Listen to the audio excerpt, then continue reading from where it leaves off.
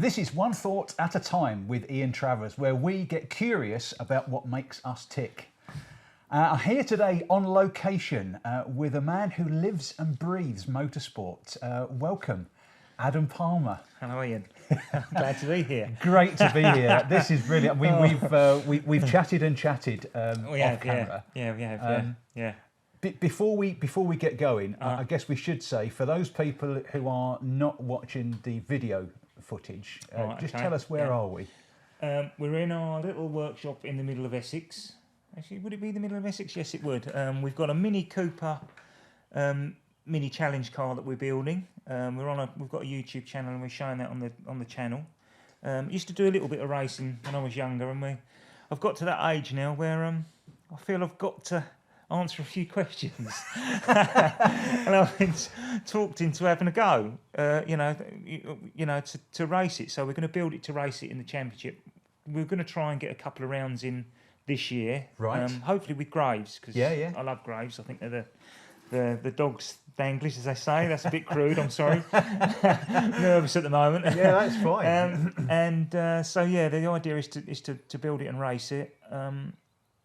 We're just going to plod along with that, really. So the YouTube channel, the car that we're in front of, if anyone's curious to see where we're sat and what the car is, they can actually go to your YouTube channel. They can, Minis and Motorbikes. Every Tuesday, 8 o'clock. Like, subscribe. Yeah, and it's fascinating. I mean, if you've got a modicum of interest in cars, motorsport, minis, or good banter, it's a cornucopia. A cornucopia. There's a word. That's today's word. So we're interested. Obviously, motorbikes. We're interested in the TT, everything, anything motor racing. We've interviewed some good drivers and motorcycle races and stuff. So start us off, Adam. Tell us a bit about the YouTube channel and what you and Mark get up to and where that. So let's start with the now, and then we'll take a job back in a bit. It's just basically at the moment it's just building them. We've just started, so we haven't been going long really. We've been going just about a year. It's just basically just us, just having a laugh, just two lads who know each other, trying to build a race mini, and the trials and tribulations of it, really. I've got a little bit of an idea of what I'm doing because I've been with some good teams, and you sort of learn stuff and pick up on stuff and stuff like that. So I've got people that are going to help us if it gets to that point, the setup and things like that. So obviously there's Graves and there's other people I know. So hopefully we get to a point where hopefully it's going to be a good car. So the now is Minis and Motorbikes and the Mini project. Yeah. Let's go back. How do you end up here? So go on, take us right back. I was in the cars very early on, actually. It was mainly motocross bikes. I started with motocross bikes. Dave Nicol got us in touch with the chap, and Dad won on the horses. Won some good money on the horses at the time. Right. It was only 300 quid, but at the time 300 quid you could buy a house. Yeah. 300 quid. Yeah. So he bought me a motocross bike and mother a microwave oven. And all she ever cooked in it was sponge and scrambled egg, which was rubber. You can imagine, can't you? So anyway, he bought me this motocross bike, and I loved it. It was scary, but I loved it. And I just kept injuring myself on it. And he said, "Look, it's just not going to work, is it?" He said, "You're going to end up killing yourself or doing some major damage." He said, "I don't want you doing it. You're not doing it. I don't want you anything to do with motorbikes." Because I wanted a motorcycle on the road as well. He said, "No." He said, "Because you're just going to kill yourself." Right. Being blunt about it, And he said, "It's not going to happen. There's no way." So okay then. So obviously I got interested in cars, and I enjoyed cars more. Actually, I felt safer in cars, and I could sort of cope with them better if you can understand what I mean. Yeah. And obviously, friends used to say I used to be a mad brain and bits and pieces, and obviously you do things as a girlfriend at the time. And she paid for me to have a day at Jim Russell in Snetterton at the time. Right. I don't think it was Jim Russell then, actually. No, it wasn't. I think it was when Brands Hatch Leisure had just started. So at this point, you've dabbled as an interest there, but you've really done nothing about it at this point. I wasn't going to. I'd like to have done, but I wasn't going to. And then I did the Formula first, and they basically said, that I would have qualified quite well for the race that weekend that had gone. Had you done it before? I said no, I hadn't. So they got me in contact with Jim Russell at Donington. It was then with John Kirkpatrick and everybody. and we ended up having a week there. They got me up there on a sort of like a scholarship type thing, you know. So it didn't really cost me anything. Well, anyway, day in, I discovered that I couldn't fit in the Formula Ford. Doing about 70 or 80 miles an hour down the crane of curves, and ended up in the old hairpin gravel because my knee had got caught under the steering wheel and I couldn't brake basically. Right. So heartbroken. John Kirkpatrick moved me across to Saloons, and then that was it. It was like a switch just clicking on. It was wonderful. I just felt. Was that the bit you were telling me on that piece? They'd said for you to have a go, but kind of just don't try and keep up with them. They'd sent us out because they had an advanced group and a beginner group then, and they'd sent me out to try learn the circuit and get used to the car because obviously the other lot had 2 or 3 days in the car and learnt the circuit in the Saloons because although the lines are the same, the drive is front wheel drive. It's totally different kettle of fish really. Doing about a 4 lap on about a 4, and Malcolm Smith said, slow down. And I was like, I'm not pushing it. I'm not, out of control or nothing. That's not, And of course, I'd come in and say, I thought I told you not to try and keep up with them. I told you, you're just there on your own. Let them pass you. If they catch you up, let them pass. I said, I wasn't doing anything, Malcolm. He wasn't trying. And I wasn't really trying. It was just happening, And he said, like, oh, right, okay. And then that evening, he took me out in one of the Coltons they had. They had one of the only Lotus Coltons then, funny enough. And they, which I think I think John Kirkpatrick had that as his company car. And I think Malcolm had a GSI 3000, I think it was. It was the same shape, but it was. And then that was it. Then really, they sort of give me extra tuition as we're going through, and it all sort of led from there. Brilliant. And then I was going to sign Honda CRXs with Derek Warwick. I'd got everything was sorted with about a week before we signing everything up, and I'd lost sponsorship. Basically, I had to find £9,000, which doesn't sound a lot now, but then it was. Yeah. I got to find 9,000, and then it helped me find the rest of the sponsorship for the rest of the season. And then we all know what happened, the sad situation with Derek and his brother. Yeah. And then it never really happened. So I ended up racing for Jim Russell in their school championship, and I think I come 5th or 6th, I think. And at this point, because hadn't there been a point, or have we got to it yet, where your dad had said, this isn't for you? No, he was fine with me doing the cars. It was just motorbikes. It was just the motorbikes. But then he made me get. Luckily, now looking back at it now, hindsight's one thing. He made me get a trade. He said, if you want to follow this thing, you've got to get a trade. You've got to have something to fall back on. Right. Which you'll find out was a blessing in disguise. Right. So no, he was fine with cars. He'd take anywhere I needed to go. He'd take me. The only thing he was sad about is that they hadn't got the money to give me to do it. Right.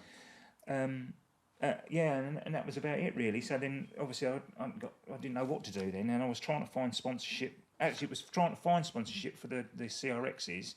I found Harlow Sheet Metal in Harlow. They're a big. And then Len Simmons then said, well, actually, we've got our own team. Why don't you come and see us? And that's when I met Steve Warby and the Harlow gang. And that's when it all started. I was going to do 5 turbos to start off with, and Clios. And I did a bit of Clio racing and did all right with it. The only one that does stand out was Brands Hatch. I'd qualified at the back of the grid, obviously, because I hadn't got a clue what I was doing. And the grid then was really good drivers. Yeah. You've got Robin Parsons and Jonathan Salem, and all that. They were all good, all pretty quick. And by the end of the first lap, I think I was 5th or 6th from, and the start. I nearly hit Robin Parsons up the backside because my start was so good. Right. And I thought, here we go, I'm here. This is all right. You've arrived. This is all right. I'm here.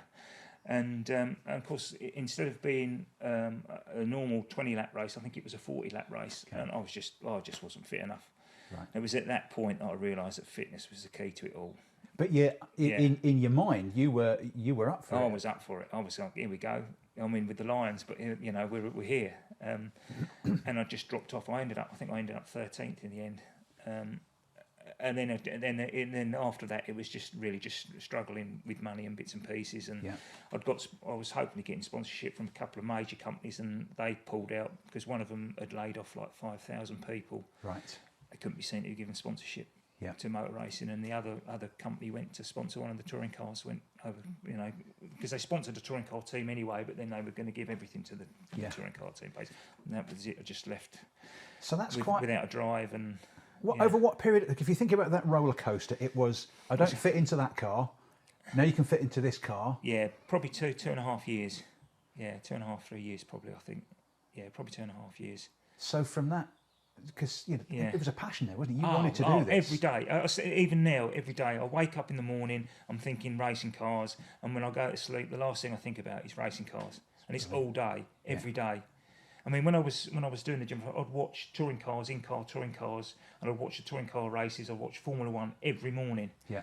And it got to the point where Mum and Dad were actually, they weren't interested in motor racing, but they became interested in motor racing. Mum's favourite was Michael Schumacher, which we used to have a lot of laughs about. Yeah. And we'd sit and watch the Grand Prix every Sunday and stuff like that. And they were into it. They were really into it. And, it's just obsessed with it. I was obsessed with trying to get into a car, and as you know, the mind plays funny games with you, doesn't it? Yeah.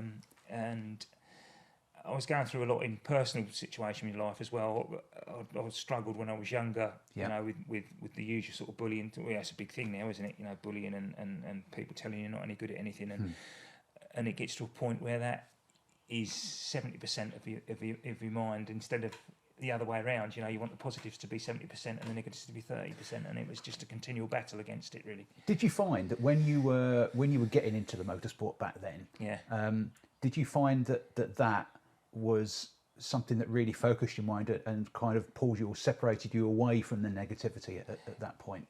Not really. In a way, it did. When I did well, it was something else, and then it dragged you on to something better. But as soon as you had a little nick in the armour and something happened, bang, you'd be back at the back of the grid. You wouldn't be, your mind had just, it's Ricardo, classic example of him now. Yeah. That's the only thing that's holding him back now with the McLaren is his brain. It's nothing else.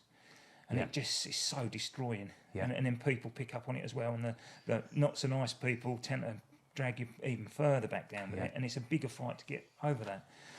It's interesting, this, isn't it? Because something I guess a lot of people hearing that will relate to, and this doesn't just happen in motorsport, is it? You can get to a point where you just be playing darts for the local pub team. Yeah. Anything. Yeah. It's anything. And you just suddenly that self-belief, that little voice in your head, suddenly introduces that doubt. I see it as in the cartoons where you had Pluto or Goofy, they had the angel on one shoulder and they had the devil on the other shoulder. Yeah. It's exactly like that. Yeah. It's exactly like that. So it's awful.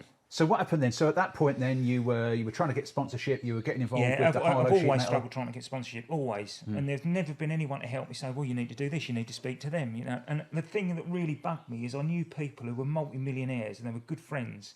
They'd got big companies, but because I was seen as a bit of a joke, they wouldn't help me. And that really bugged me, bugged me.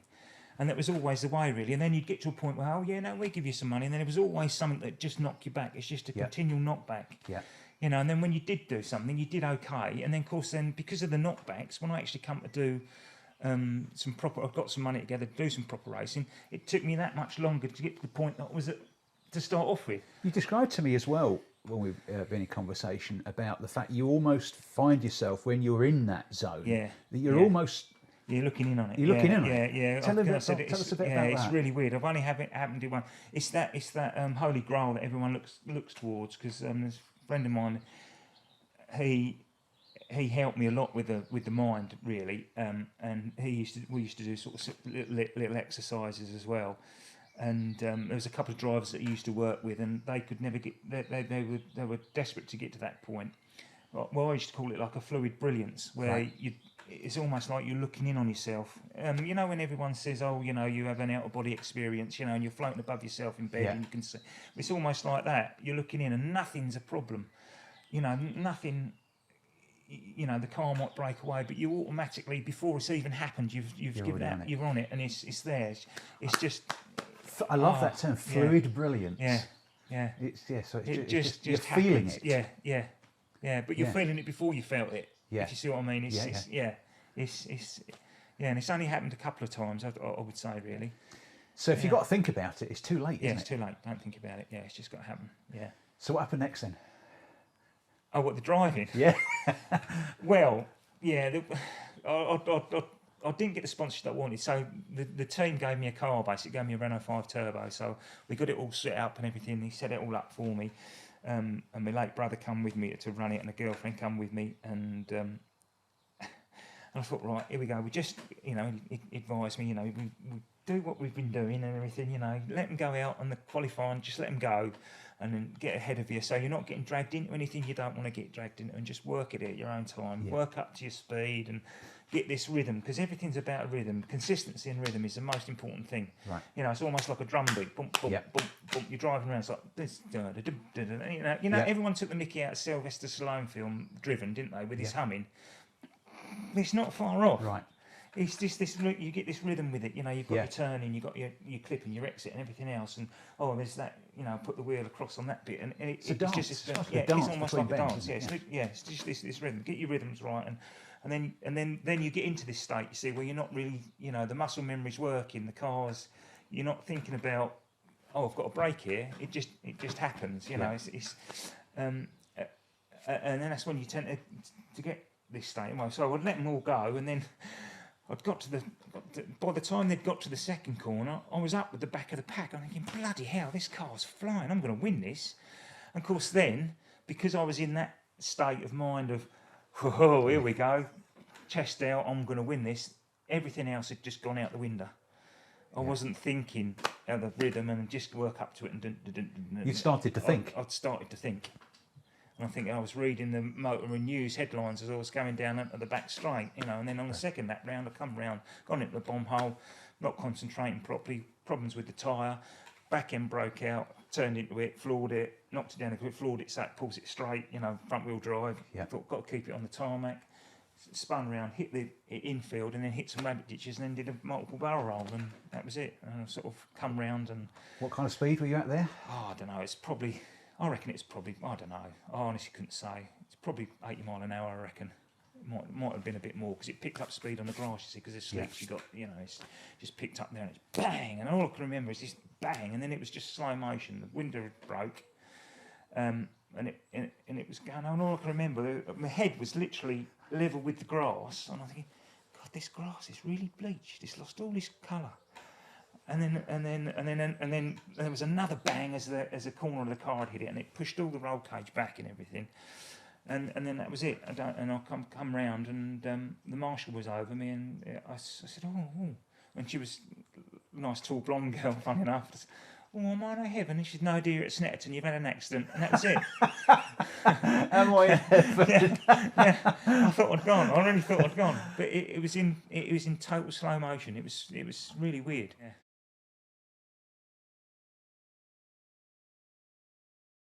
So how you know recovery from that was a yeah, well, I'd got a partially detached retina, which no one knew about. Only me and my brother knew about it, because we didn't want mum and dad finding out about it, obviously, and the girlfriend didn't know about it. And I ended up staying at my girlfriend's, so I was out the way of mum and dad. Right. And funny enough, then my brother said to my girlfriend, then he said, "This is the beginning. Just be warned," because he used to do motor racing, you see, before, and he'd been, you know, he knew people who'd been in big accidents. And I think as well, it didn't help the total lack of confidence that I'd got in myself anyway, really, growing up and everything else. Right. It just got negativity, just got in. Right. I just got paranoid, and it was just, you know, they put me on Prozac and everything. So it was that wasn't just a physical accident. It was more mentally than anything. Yeah.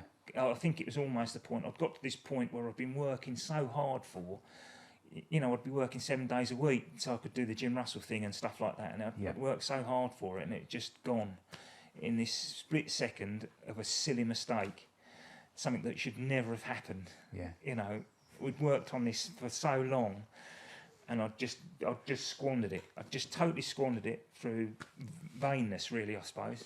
Because there's suddenly, you know, this is it. Yeah. I can win it. Why did you say as well that you didn't want your parents to know about it? What was that? They stopped me driving. They would stop me racing, and that wasn't going to happen. Right. Yeah, that was by hook or by crook. I was still going to try and do motor racing. Right. And so I just kept away from it. Obviously, I'd go off to doctors and hospitals and that on my own, and no one would be, you know, and I had my racing licence took away because they were worried if I got a bang on the head that it would make, you know. Anyway, it all got sorted out. But the mental scars are there, because obviously you're not getting into a racing car straight away. Yeah. Everyone says, oh, you know, there's not many people are like that. You know, yourself, if you did it, you'd probably get in there, you'd be fine. But it's the mental damage that was before as a youngster that caused the problems of getting back into it, if you see what I mean. So this kind of almost like lack of belief, and every now and again you were kind of, the belief was appearing. It's like a drug addiction. Yeah. You know, when you take that drug, you're like, oh, here we go, we're high. But when you come off that drug, the rock bottom, bang, and that's exactly what the brain was like. It was, I'd be fine one day, you know, and I was so jealous. And I've never been a jealous person, really. Right. And the first sort of couple of relationships I had were awful. You know, I wasn't violent or anything. It was just mental. It was just, you just couldn't cope with it. So it was a almost hopelessness. I'm almost disappointed I'm not going to get it, rather than I'm going to find a way. It was it's just I'm never going to do this now. But then you'd go into the garage and the car would be in the garage, and every day I'd go by thinking, actually it's not that bad. I reckon I could rebuild that. Yeah. And then it started, it's just a flesh wound. Yeah, it's just, strip it. So I'd strip it. I'd have a weekend and I'd strip it and I'd get rid of the shell. And then, you know, my friend would say, you know, you've got to rebuild it and do it, or you've got to rebuild it and sell it. What are you going to do? Yeah. I think, I reckon I can do that. And then you'd sit in the seat and you'd get the smells and you get the sounds coming back, and you think, I think I'll be all right at this. I think we could do it. You know, so tell me about that. Tell me, so sitting in the seat, smell. What's happening when you're doing that? What's it feel like when you're there? Right. It's instantly you're there. I could sit in a car now and I could remember stuff, and it's just the smells, the sounds, like the seatbelts. When you take your seatbelts off and they hit the metalwork, it's that noise. That noise is just I can hear it now, and the smell of the fuel where it comes through the bulkhead and things like that, and the smell of the sweat in the seat and. Yeah, it's everything. Your helmet, the smell of the helmet, and the sounds, muffled sounds around it, and everything else. You're straight back there. Yeah. So coming forward then. Yeah.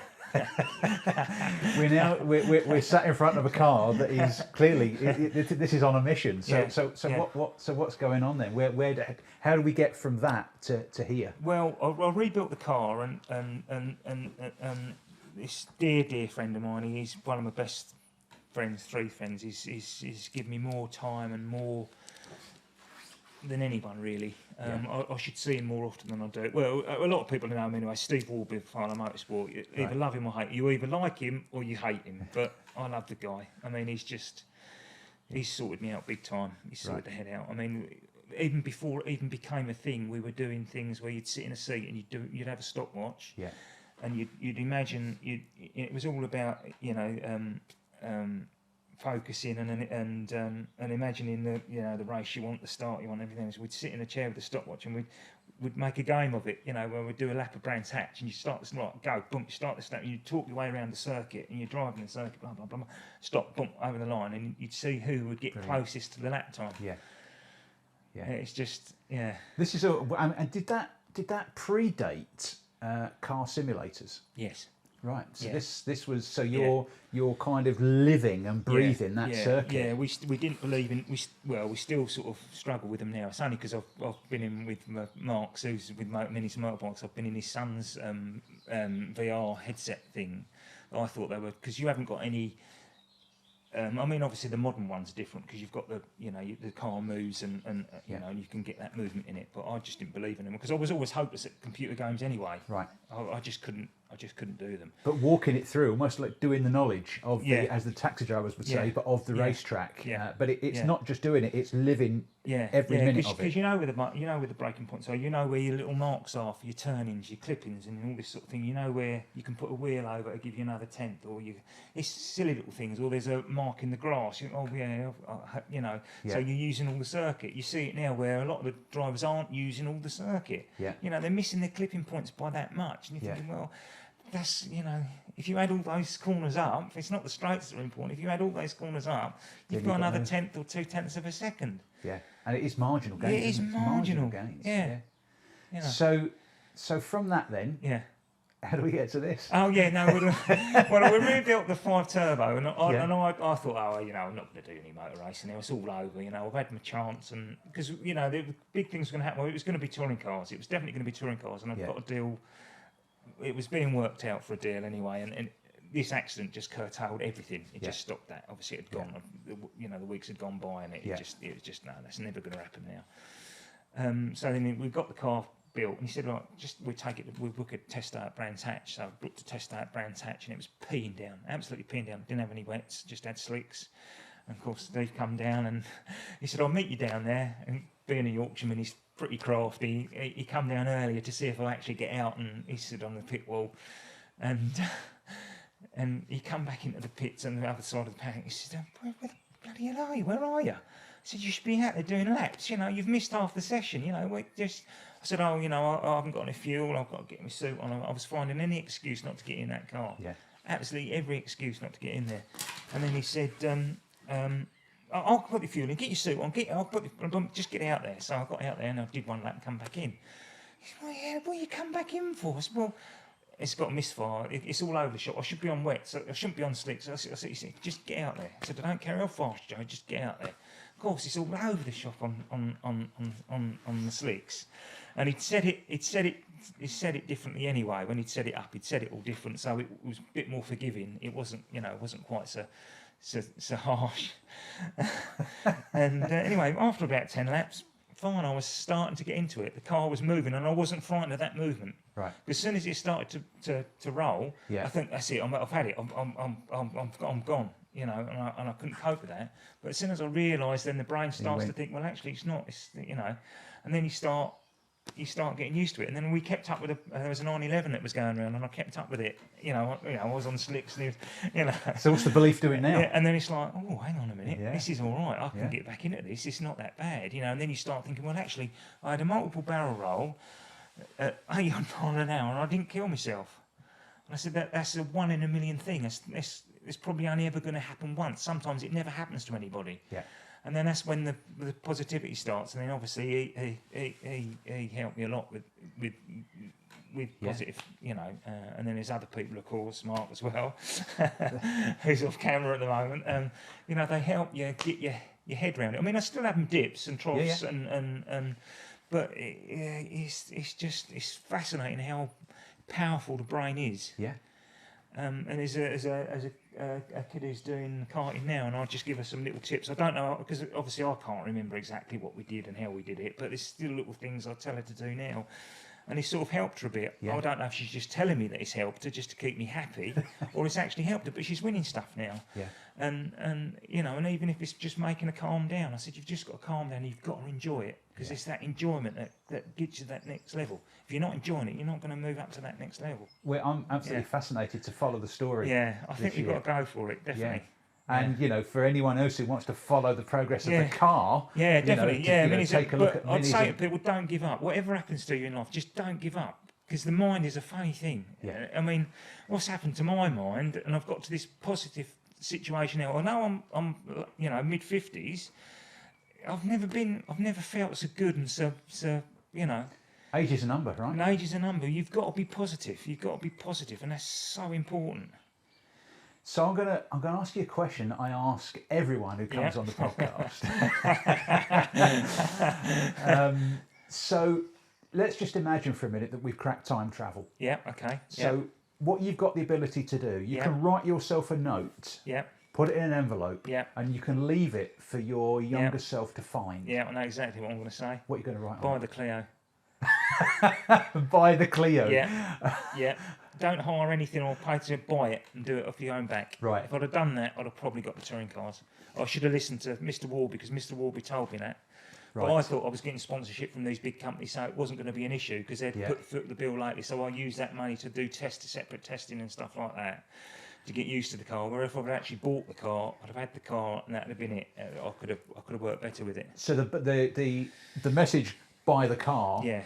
That was, would that be underlying what you believed you could do? What was the significance of buying the car? I think I would have got the sponsorship and done what I needed to do to get to touring cars. Right. If you understand, if that's Yeah. Instead, I thought it was predestined anyway, Right. and it wasn't. Right. I thought I was going to get there, whatever happened, and it wasn't. So this was a bit of taking control. Yeah, and what I should have done was realise that anything could happen. So the message is, Buy the Clio. buy the Clio. Yeah. And I suppose whatever walk of life you're in, whatever you're trying, we all have that buy the Clio moment. Yeah, yeah, so definitely. just do that. Yeah, yeah. Don't be frightened to have a go at anything. Do it. Just do it. Fantastic, Adam. It's been an absolute blast. Brilliant. Will you come back and talk to us as the Yeah, of course as we will. it, Yeah, when it gets on the road? when We'll we do get it on the road, we do a test day on that and take Yeah. people out in it and stuff. So Been a Alex, pleasure. was brilliant. Thank you very I've loved much. it, yeah. So that has been One Thought at a Time with Ian Travers and our guest from Minis and Motorbikes, Adam Palmer. So if you want to find out more about what's going on Minis and Motorbikes, go look at their YouTube channel. And as ever, you can reach out to us in the normal way. So thanks for watching. See you next time.